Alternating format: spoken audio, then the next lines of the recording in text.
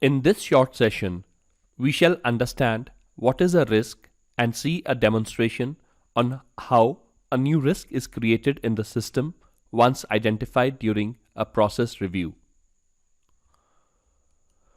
Risk is a circumstance which, if occurs, would materially affect your business.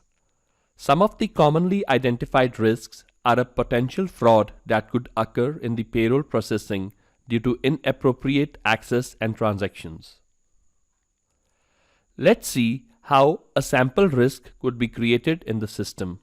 The steps are outlined in the following demonstration. The first step is to log in to the system with the user having appropriate privileges. Once you're logged in, click on the Risk Management tab, and within Risk Management, click on Risks to create a new risk. Navigate to the Risks tab and click on the Create button. On Create Risk page, enter a descriptive name and a description of risk, categorizing into type and associating the risk with analysis and a context model if required.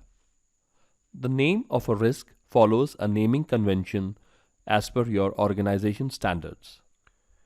You can also add any attachments if required.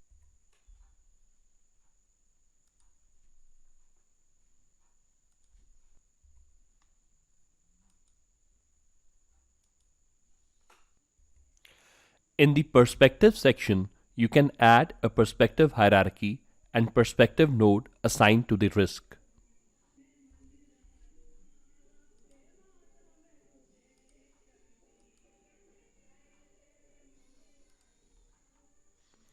We are assigning a perspective node of Procure to Pay to this risk.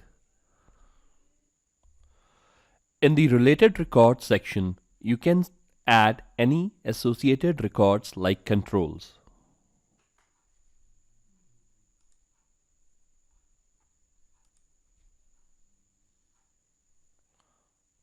You can add controls from pre-existing controls which you defined earlier.